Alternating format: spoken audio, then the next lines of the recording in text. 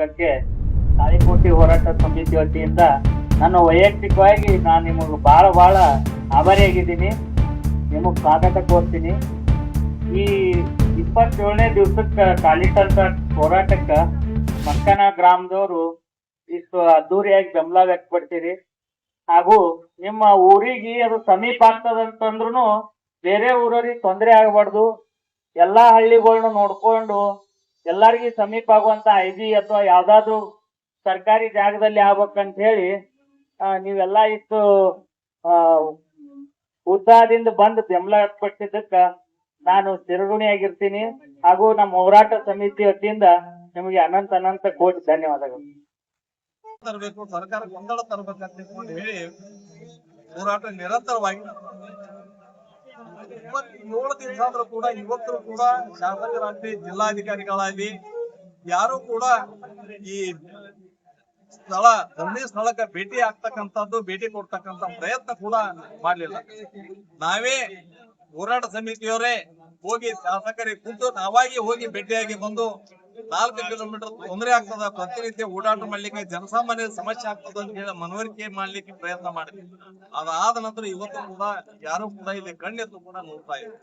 ಸರ್ಕಾರ ಜೀವಂತ ಇದೆಯೋ ಸತ್ತಿದೆಯೋ ಒಂದು ಕೂಡ ಇವತ್ತು ಅರ್ಥ ಆಗ್ತಾ ಇಲ್ಲ. ಇಷ್ಟ ಯಾಕ ನೀವು ಅಲ್ಲೇ ಮಾಡ್ಬೇಕಂತ ಹೇಳಿ ನಿಮ್ದು ಜಿದ್ದ ಅನ್ನುವಂಥದ್ರ ಬಗ್ಗೆ ಜನರಿಗೆ ಸ್ಪಷ್ಟ. ಯಾಕಂದ್ರೆ ಸರ್ಕಾರಿ ಜಾಗಗಳದಾವ ಇಲ್ಲಿ.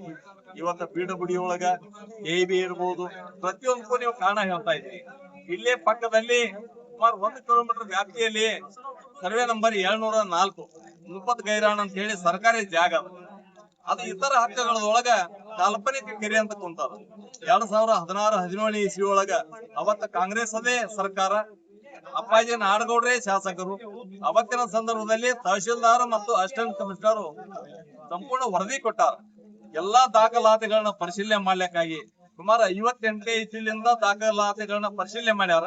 ಪರಿಶೀಲನೆ ಮಾಡಿ ಎಲ್ಲೂ ಯಾವ ದಾಖಲೆ ಒಳಗೂ ಕೂಡ ಕೆರೆ ಅಂತ ಇಲ್ಲ ಅಂತ ಹೇಳಿ ಸರ್ಕಾರಕ್ಕ ಜಿಲ್ಲಾಧಿಕಾರಿಗಳಿಗೆ ಅವ್ರು ವರದಿ ಕೊಟ್ಟಾರ, ತಹಶೀಲ್ದಾರ್ ಮತ್ತು ಅಸಿಸ್ಟೆಂಟ್ ಕಮಿಷನರ್.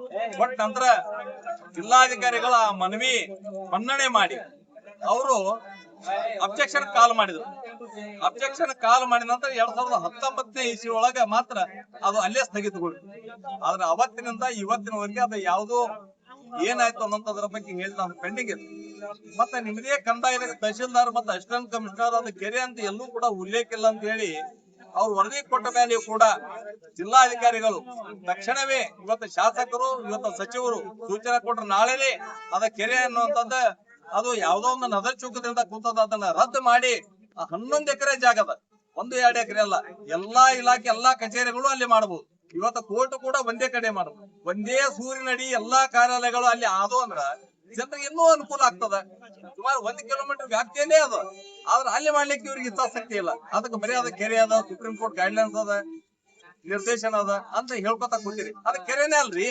ಕೆರೆ ಇದ್ರೆ ನೀವು ಅದನ್ನ ಹೇಳ್ರಿ, ನಾವು ಕೂಡ ಅದನ್ನ ಒತ್ತಾಯ ಮಾಡಂಗಿಲ್ಲ. ಕೆರೆ ಇರ್ತದ ಎಲ್ಲೂ ಕೂಡ ದಾಖಲಾತಿ ಒಳಗೆ ಕೆರೆ ಇಲ್ಲ ಅಂತ ಹೇಳಿದ ಮೇಲೆ ಕೂಡ ನೀವು ಅದಕ್ಕೊಂದು ಕಾರಣ ಹೇಳ್ಕೊಂಡು ಅಂದ್ರ ನಿಮ್ ಉದ್ದೇಶ ಏನಂದ್ರ ಈಗಾಗಲೇ ಏನ 763 ಸರ್ವೆ ನಂಬರ್ ಅಲ್ಲಿ ಮಾಡ್ಬೇಕಂತ ಏನ್ ನೀವು ತೀರ್ಮಾನ ಅದ, ಅಲ್ಲೇ ಮಾಡ್ಬೇಕಂತ ನೀವು ಸಿದ್ಧ ಮಾಡ್ಲಿಕ್ಕತ್ತೀರಿ. ಅಂದ್ರ ಜನರ ಸಮಸ್ಯೆ ನಿಮ್ಗೆ ಅರ್ಥ ಆಗ್ತಾ ಇಲ್ಲ, ಜನರದ ನೋವು ನಿಮ್ಗೆ ಅರ್ಥ ಆಗ್ತಾ ಇಲ್ಲ. ಆದ್ರೆ ನಿಮ್ದು ಹಠ ಮಾತ್ರ ಮುಖ್ಯ ಅದ. ಯಾರೋ ಬೆಳ್ಳಣಿಕೆ 4 ಜನರಾಗ ಅವ್ರನ್ನ ತೃಪ್ತಿ ಪಡಿಸಕ್ಕೋಸ್ಕರ ಇದನ್ನ ಮಾಡ್ತಾ ಇದೀರಿ ಅಂತ ಅನ್ನುವಂಥದ್ದನ್ನ ಜಗತ್ ಜಾಹೀರಾಗ್ಯದ. ಯಾರ್ಯಾರ ಉದ್ದೇಶ ಏನದ ಅಂತ ಅನ್ನುವಂಥದ್ದು ಜನಸಾಮಾನ್ಯರಿಗೆ ಇವತ್ತು ಅರ್ಥ ಆಗ್ಯದ. ಆದ್ರ ಈ ಹೋರಾಟ ಇವತ್ತು ಬಹಳ ಆಕ್ರೋಶಕ್ಕೆ ಗುರಿಯಾಗಕತ್ತದ. ಗ್ರಾಮಾಂತರ ಪ್ರದೇಶದಿಂದ ಜನ ಪ್ರತಿನಿಧಿ ಇವತ್ತು ಬರಾಕತ್ಯಾರ. ಇವತ್ತಿನಿಂದ ಪ್ರಾರಂಭ ಆಗ್ಯದ. ಹಳ್ಳಿಗೆ ಇವತ್ತು ಹೆಣ್ಣು ಗಂಡು ಕೂಡೆ ಬಂದ್ ಇವತ್ತು ಪ್ರತಿಭಟನೆಯಲ್ಲಿ ನಿರಂತರವಾಗಿ ಭಾಗಿಯಾಗಬೇಕಂತ ಅನ್ನುವಂಥದ್ರ ಬಗ್ಗೆ ಜನ ಇವತ್ತು ಮಾತಾಡಕತ್ತಾರ. ಇನ್ನ ಮುಂದ ಆಮಾನಂತ ಉಪವಾಸ ಸತ್ಯಾಗ್ರಹ ಪ್ರಾರಂಭ ಮಾಡಬೇಕು. ಜಿಲ್ಲೆಯಿಂದ ಇವತ್ತ ನಮ್ಮ ತಾಳಿಕೋಟೆಯಿಂದ ಅರೆಬೆತ್ತಲವಾಗಿ ಬಿಜಾಪುರ ನಗರವರೆಗೆ ಕೂಡ ಹೋಗ್ಬೇಕಂತ ಯುವಕರ ದಂಡೆ ತಯಾರಾಗ್ಯದ. ಅದಕ್ಕೆ ಯಾವುದಕ್ಕೂ ನೀವು ಅವಕಾಶ ಮಾಡಿ ಕೊಡಬಾರ್ದು. ಶಾಸಕರು ಸಚಿವರು ಸರ್ಕಾರ ಇರೋದು ಇದಕ್ಕೆ ಜನರ ಸಂಬಂಧ.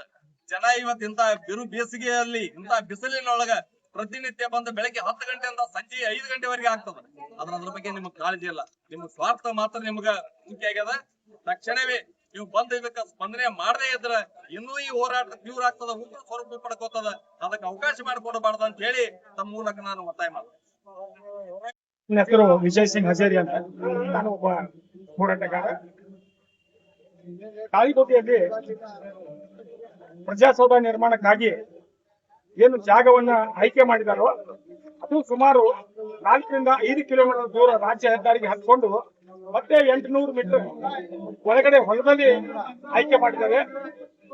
ಅದು ನಿರ್ಧಾರ ತಪ್ಪು ಎಂದು ಮನಗಂಡು ತಾಳಿಕೋಟೆ ನಗರದ ಎಲ್ಲ ಸಂಘ ಸಂಸ್ಥೆಗಳು, ಎಲ್ಲ ಸಮಾಜದ ಹಿರಿಯರು, ತಾಳಿಕೋಟೆ ನಗರದ ಮಾರ್ಗದರ್ಶಕರು, ಎಲ್ಲ ಅಸೋಸಿಯೇಷನ್ ಅವರು ಕೂಡಿಕೊಂಡು ಒಂದು ಸಭೆ ಮಾಡಿ ಈ ನಿರ್ಧಾರಕ್ಕೆ ಖಂಡಿಸಿ ಮಾನ್ಯ ತಹಶೀಲ್ದಾರ್ಗೆ, ಮಾನ್ಯ ಜಿಲ್ಲಾಧಿಕಾರಿಗಳಿಗೆ, ಮಾನ್ಯ ಸಚಿವರು, ಜಿಲ್ಲಾ ಉಸ್ತುವಾರಿ ಸಚಿವರಿಗೆ, ನಮ್ಮ ಶಾಸಕರಿಗೆ, ದೇವರಿಪ್ಪರಿಗೆ ಮತಕ್ಷೇತ್ರದ ಶಾಸಕರಿಗೆ ಮನವಿ ಕೊಟ್ಟು ಹಾಗೆ ಅದು ಯಾವುದೇ ಫಲಕರ ಆಗದೇ ಇದ್ದ ಸಂದರ್ಭದಲ್ಲಿ ಮತ್ತೆ ಪುನಃ ತಾಳಿಕೋಟೆಯ ಎಲ್ಲ ಹಿರಿಯರು, ಎಲ್ಲ ಸಮಾಜದ ಗಣ್ಯರು, ಅಧ್ಯಕ್ಷರು, ಸಂಘ ಸಂಸ್ಥೆಯವರು, ಅಸೋಸಿಯೇಷನ್ ಕೂಡಿಕೊಂಡು ತಾಳಿಕೋಟೆಯನ್ನ ಸಂಪೂರ್ಣ ಬಂದ್ ಆಚರಣೆ ಮಾಡಿ ಹೋರಾಟವನ್ನು ಕೈಗೊಳ್ಳುವ ನಿರ್ಧಾರ ಮಾಡಿ 25 ಫೆಬ್ರವರಿಯಂದು ತಾಳಿಕೋಟೆಯು ಸಂಪೂರ್ಣವಾಗಿ ಬಂದ್ ಆಚರಣೆ ಮಾಡಿ ಅಂದಿನ ದಿನದಂದು ಇಲ್ಲಿಯವರೆಗೆ ಕಳೆದ 27 ದಿನಗಳಿಂದ ವಿವಿಧ ಸಮಾಜದವರು ಈ ಒಂದು ಹೋರಾಟವನ್ನು ಕೈಗೊಂಡಿದ್ದಾರೆ.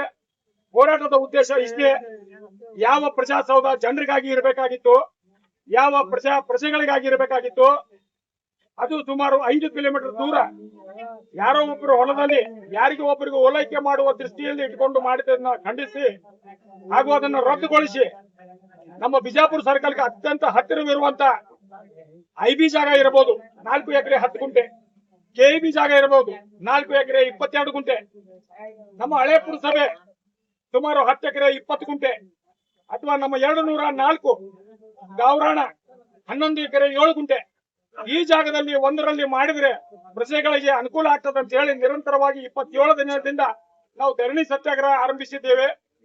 ಇನ್ನವರೆಗೂ ಯಾರು ಕಣ್ಣು ತೆರೆದು ನೋಡುವಂತ ಕೆಲಸ ಮಾಡಿಲ್ಲ. ಜಿಲ್ಲಾಧಿಕಾರಿಗಳೇ ಆಗಲಿ, ಶಾಸಕರುಗಳೇ ಆಗಲಿ, ಜಿಲ್ಲಾ ಉಸ್ತುವಾರಿಗಳೇ ಆಗಲಿ ಯಾರು ಸ್ಥಳಕ್ಕೆ ಬಂದು ಭೇಟಿ ನೀಡಿಲ್ಲ. ಇದು ವಿಷಾದನೀಯ.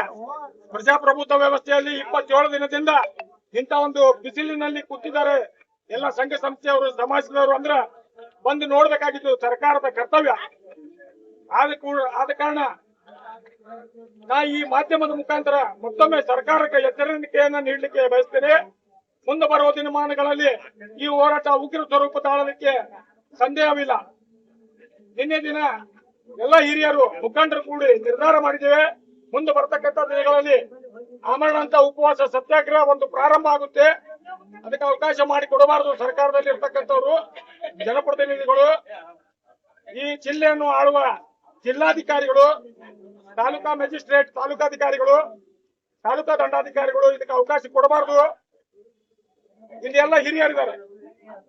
ಈ ಕೂಡಲೇ ಮಾಧ್ಯಮ ಸ್ನೇಹಿತರಿಗೆ ತಾಳಿಕೋಟೆ ತಾಲೂಕಾ ಹೋರಾಟ ಸಮಿತಿಯ ಕಾರ್ಯದರ್ಶಿಯಾಗಿ ನಿಮ್ಮನ್ನು ಈ ವೇದಿಕೆಗೆ ತುಂಬ ಹೃದಯದ ಸ್ವಾಗತವನ್ನು ಬಯಸಿ, ಇವತ್ತಿನ 27ನೇ ದಿವಸ ಹೋರಾಟ ಸತ್ಯಾಗ್ರಹದಲ್ಲಿ ಮಸ್ಕಾನಾಳ ಗ್ರಾಮದ 40 ಭಾಗದವರು ಭಾಗವಹಿಸಿದ್ದಾರೆ.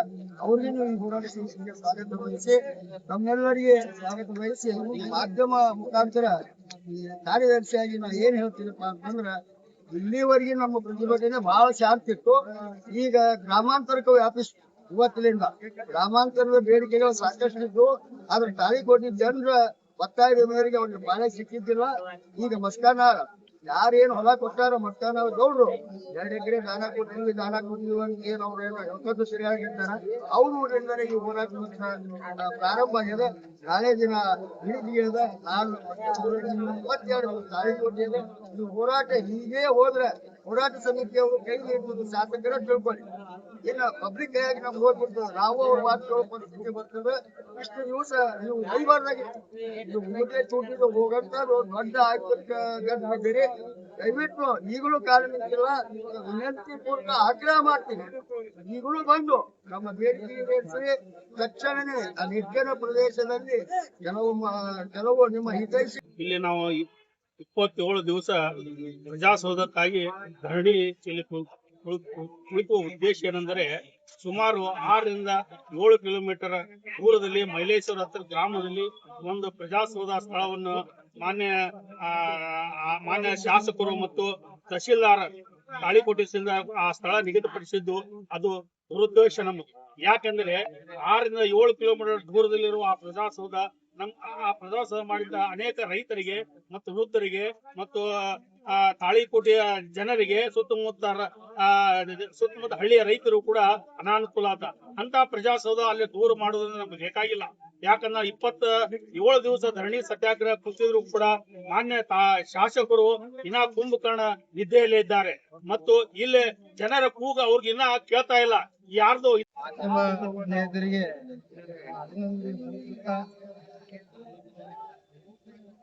ಈ ಮಾಧ್ಯಮದ ಮುಖಾಂತರ ನಾವು ಈ ಭಾಗದ ಶಾಸಕರಿಗೆ ಒಂದು ವಿನಂತಿ ಮಾಡ್ಕೊತಾ ಇದೀವಿ. ತಾಳಿಕೋಟಿ ಪ್ರಜಾಸೌಧ ಆಗ್ಬೇಕಂತ ಹೇಳಿ ಏನು ನಾವು 2-3 ತಿಂಗಳಿಂದ ಸತತ ಹೋರಾಟ ಮಾಡ್ತಾ ಇದೀವಿ. ಆದಾಗೂ ಕೂಡ ನಮ್ಮ ಭಾಗದ ಶಾಸಕರು ಬಹಳ ಮುತುವರ್ಜಿ ವಹಿಸಿ ಮರಳ ಮಾಫಿಯಾ ಹೆಂಗ್ ಮಾಫಿಯಾ ನಡೀತದ ಹಂಗ ಇಲ್ಲಿ ಭೂ ಮಾಫಿಯಾದೊಳಗ ಪಾಲ್ಗೊಂಡು ತಾಳಿಕೋಟಿ ಜನರನ್ನ ಅನ್ಯಾಯ ಮಾಡ್ತಾ ಇದಾರೆ, ಮಲತಾಯಿ ಧೋರಣೆ ನೀಡ್ತಾ ಇದಾರೆ. ಇಂಥ ಶಾಸಕ ಯಾಕೆ ಬೇಕು ಅಂತ ಹೇಳಿ ಈಗ ನಮ್ಮ ಭಾಗದ ಜನರಿಗೆ ನಾವು ವಿನಂತಿ ಮಾಡ್ಕೊಳ್ತೀವಿ. ಇಂಥ ಶಾಸಕರು ಇರೋದ್ರಿಂದ ಯಾವ ಕ್ಷೇತ್ರನೂ ಉದ್ಧಾರ ಆಗಲ್ಲ. ಯಾಕಂದ್ರ ಆಸೆಗಾಗಿ ತಾವು ಪ್ರಜಾಸೌಧವನ್ನ 5-7-8 ಕಿಲೋಮೀಟರ್ ದೂರದಲ್ಲಿ ಹಾಕಿ ಜನರಿಗೆ ಅನ್ಯಾಯ ಮಾಡ್ತಾ ಇರುವಂತ ಶಾಸಕ ಯಾಕೆ ಬೇಕು? ಇಂಥ ಶಾಸಕರಿಂದ ನಾವು ಮಾಡ್ಕೊಳ್ಳೋದಾದ್ರೂ ಏನು ನೋಡ್ರಿ, ನಾವು 6 ಸಲ 7 ಸಲ ನಾ ಹಾರಿಸ್ಕೊಂಡಿನಿ ಶಾಸಕ ಅಂತ ಹೇಳ್ತಾರ. ಇವ್ರು ಮಾಡಿದ ಸಾಧನೆ ಆದ್ರೂ ಏನು? ಇಷ್ಟು ಸಲ ಶಾಸಕ ಆದಾಗಲೂ ಕೂಡ ತಾಳಿಕೋಟಿಗೆ ಏನಾದ್ರೂ ಒಂದು ಒಳ್ಳೇದ್ ಮಾಡಿದ್ದಾದ್ರೆ ಇದೆಯಾ? ಈ ಶಾಸಕರು ನಾವು ಕೇಳಲಿಕ್ಕೆ ಬಯಸ್ತೀವಿ. ನೀವು ಮಾಡಿದ್ದು ಒಂದು ಇತಿಹಾಸ ಇದ್ರೆ ಹೇಳ್ರಿ, ಇಲ್ಲಿ ಬಂದು ಈ ವೇದಿಕೆ ಮುಖಾಂತರ ನಿಮ್ಗೆ ಚಾಲೆಂಜ್ ಮಾಡ್ತಾ ಇದೀವಿ. ನೋಡ್ರಿ, ಏನೇ ಆದ್ರೂ ತಾಳಿಕೋಟಿಗೆ ಸಿಹಿ ನೀರು ಯೋಜನೆ ಆದ್ರೂ ಹಿಂದಿನ ಶಾಸಕರು ಹಿಂದಿನ ವಿಮಲಾಬಾಯಿ ದೇಶಮುಖರ ಕಾಲದಲ್ಲಿ ಆಗಿದೆ. ಡಿಪೋ ಆದ್ರೂ ಹೋರಾಟದಿಂದ ಆಗ್ಯದ. ಖರೆ ಆದ್ರೂ ವಿಮಲಾಬಾಯಿ ದೇಶಮುಖರ ಕಾಲದಲ್ಲಿ ಆಗ್ಯದ. ಒಂದು ವಿಶೇಷ ತಹಸೀಲ್ದಾರ ಕಾರ್ಯಾಲಯ ಆಗ್ಬೇಕಾದ್ರೂ ಹೋರಾಟದಿಂದ ಆಗ್ಯದ. ಅದು ವಿಮಲಾಬಾಯಿ ದೇಶಮುಖರ ಕಾಲದಲ್ಲಿ ಆಗ್ಯದ. ಇಂಥವೆಲ್ಲಾ ಹಿಂದಿನ ಮಂದಿ ಮಾಡಿದ್ದದ ಈಗ ಶಾಸಕರು ಮಾಡಿದಾರೆ. ಒಂದು ಹೇಳ್ಕೊಳ್ಳುವಂತ ಕೆಲಸ ಹೋಗಿ ನೋಡ್ರಿ. ಅವರು ಮಾಡಿದಂತ ಆಶ್ರಯ ಯೋಜನೆ, ಇಲ್ಲಿ ವಿಮಲಾಬಾಯಿ ದೇಶಮುಖರು ಒಂದು ಆಶ್ರಯ ಯೋಜನೆ 780 ಮಂದಿ ಕೊಟ್ಟಾಗ ಇವತ್ತ ಎಷ್ಟು ಹರ್ಷ ವ್ಯಕ್ತಪಡಿಸ್ತಾರ ಅನ್ನೋದನ್ನ ಅಲ್ಲಿ ಆ ಆಶ್ರಯಕ್ಕೆ ಹೋಗಿ ಕೇಳಿದ್ರು ಗೊತ್ತಾಗ್ತದ. ಈ ಶಾಸಕರು ಮಾಡಿದ್ರೆ ಒಂದು ಆಶ್ರಯ ಯೋಜನೆ ಯಾವಾಗ ನಾವು ಸರ್ಕಾರ ನಿರ್ಮೂಲನೆ ಮಾಡ್ಬೇಕು, ಕೊಳಚೆ ನಿರ್ಮೂಲನೆ ಮಾಡ್ಬೇಕಂತೇಳಿ ಏನ್ ಸರ್ಕಾರ ದುಡ್ಡು ಖರ್ಚು ಮಾಡ್ತದ ಅಂತ ಕೊಳಚೆ ಪ್ರದೇಶದಲ್ಲೇ ಒಂದು ಆಶ್ರಯ ಯೋಜನೆ ಮಾಡಿದಾರೆ. ಅಲ್ಲಿ ನಾಯಿ ಕೂಡ ಹೋಗುದಿಲ್ಲ. ಶಾಸಕರು ಹೋಗುದ್ರು ದೂರ ಆಯ್ತು, ಈಗ ನಾಯಿ ಕೂಡ ಹೋಗುದಿಲ್ಲ. ಇಂತ ಶಾಸಕ ನಾವು ಅಸಹ್ಯ ಪಡಬೇಕಾಗ್ಯದ. ಇವ್ರು ನಮ್ಮ ಶಾಸಕರ ತಿಳ್ಕೊಳಕ್ ನಾವು ನಾಚಿಕೆ ಪಡುವಂತ ಸನ್ನಿವೇಶ ಆಗ್ಯದ. ದಯವಿಟ್ಟು ಶಾಸಕರೇ, ನಿಜವಾಗ್ಲೂ ನಿಮ್ಮ ಹತ್ತಿರ ಅಭಿಮಾನ, ತಾಳಿಕೋಟಿನ ಬಗ್ಗೆ ಅಭಿಮಾನ ಇತ್ತು, ಈ ತಾಳಿಕೋಟಿಗೆ ಏನಾದ್ರು ತಾವು ಮಾಡ್ಬೇಕನ್ನೋದು ತಮ್ಮ ಮನಸ್ಸಿನಲ್ಲಿ ಇತ್ತು ಅನ್ನೋದಾದ್ರೆ ಈ ವೇದಿಕೆಗೆ ಬರ್ರಿ, ಜನರ ಭಾವನೆಗಳು ತಿಳ್ಕೊಳ್ರಿ. ಇಲ್ಲಿ ಪ್ರಜಾಸೌಧವನ್ನ ತಾಳಿಕೋಟಿ ನಗರದಲ್ಲಿ ಮಾಡಿದ್ರೆ ಎಲ್ಲಾ